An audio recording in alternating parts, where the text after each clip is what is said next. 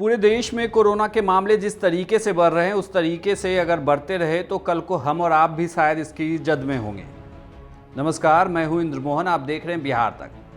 बिहार में भी पिछले 24 घंटों में अगर कोरोना के मामलों की बात करें तो ये मात्र 3000 से एक कम यानी कि 2999 मामले पिछले 24 घंटे में आए हैं बिहार में। बिहार में कोरोना से अगर कुल संक्रमित मरीजों की बात करें तो ये अभी आंकड़ा 17,000 को पार कर चुका है।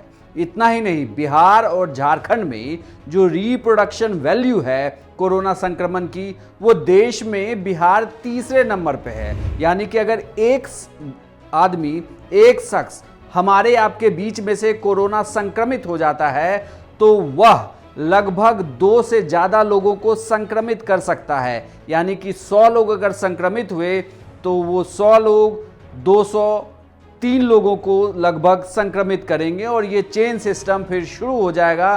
तो समझिए कि आने वाले दिनों में कोरोना के आंकड़े किस तरीके से आएंगे। अब दूसरे तरीके से इसे ऐसे भी जानिए कि बिहार में जिस मार्च में औसतन कोरोना के आंकड़े सैकड़ों से भी कम थे, उसी अप्रैल के आते आते अब ये आंकड़े 1000 में हैं, वो भी 3000 कोरोना के मामले हैं। मैं आपको ये भी बताने वाला हूं कि आपके शहर में कोरोना के क्या मामले हैं, ताकि आप जागरूक हो जाएं। अगर आप अभी तक बिना मास्क के ही बाहर निकलते हैं और बिना मतलब के सड़कों पर घूमते हैं तो सतर्कता बहुत ज़रूरी है। और अगर आपके आसपास कोई ऐसा शख्स है जो बिल्कुल भी मास्क नहीं लगाता तो उसे ये वीडियो जरूर दिखाएं और इन आंकड़ों के जरिए बताएं कि बिहार में कोरोना के क्या मामले हैं। सबसे पहले बिहार की राजधानी पटना से बात कर लेते हैं। पटना में कोरोना के कुल एक्टिव केसेस अब 6749 हैं।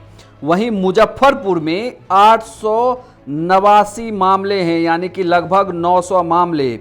वहीं बात करें समस्तीपुर की तो 335 मामले हैं। बात अगर करें किशनगंज की तो 161 मामले वहाँ हैं। सुपौल, शिवहर, शेखपुरा, इनके आंकड़े थोड़े दूसरे शहरों के बनस्पत ठीक हैं। लेकिन अब आप देखिए गया का आंकड़ा। गया में 1374 एक्टिव केस हैं।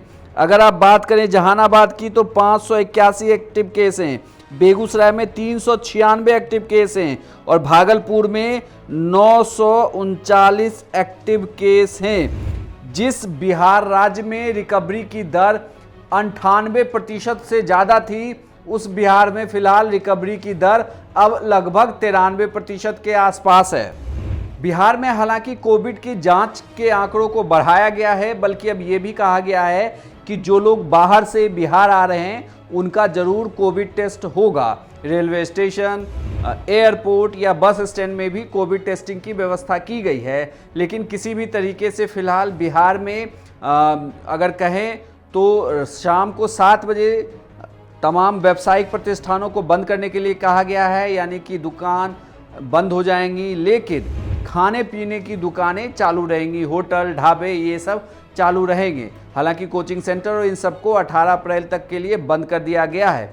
खुद स्वास्थ्य मंत्री भी आज समीक्षा बैठक कर रहे थे, जिसमें तमाम जिलों के अधिकारी के साथ वो बातचीत कर रहे थे। ये कहा गया है कि छोटे छोटे माइक्रो कंटेनमेंट जोन पर जोर दिया जाए। अगर किसी तरीके से मामले सामने आ रहे हैं तो उसे कंटेनमेंट जोन बनाकर उससे निपटा जाए। लेकिन जिस तरीके से बिहार में आंकड़े बढ़ रहे हैं वो तो यही बताते हैं कि आने वाले दिनों में अगर रिप्रोडक्शन वैल्यू यही है तो ये आंकड़े हमें कुछ दिनों तक और बढ़ते हुए दिखेंगे। हालांकि हम ऊपर वाले से ये जरूर बनाएं कि कोरोना की जो ये दूसरी लहर है उस पर लगाम लग जाए और हमारे लोग सुरक्षित रहें। लेकिन आपके सुरक्षित रहने के लिए सबसे बड़ी बात यह है कि आपको मास्क जरूर लगाना होगा। दूसरी बड़ी बात यह है कि अगर आप 45 साल से ज़्यादा आपकी उम्र है तो आप जो कोरोना की वैक्सीन है उसे ज़रूर लगवाएं। और तीसरी बड़ी बात, सामाजिक दूरी का पालन करें, भीड़ भाड़ वाले इलाके में ना जाएं और बिना मतलब घर से बाहर नहीं निकलें, तभी आप स्वस्थ रहेंगे। लेकिन और भी एक ज़रूरी बात है कि अगर आप में कोरोना के कोई भी सिम्टम्स नज़र आएँ तो आप इसका टेस्ट ज़रूर करवाएं, क्योंकि क्या पता गाहे बगाहे आप जिसे आम वायरल फीवर मान के चल रहे हैं वो कोरोना का सिम्टम्स हो और उसकी वजह से दूसरे लोग भी कहीं बीमार ना हो जाएं।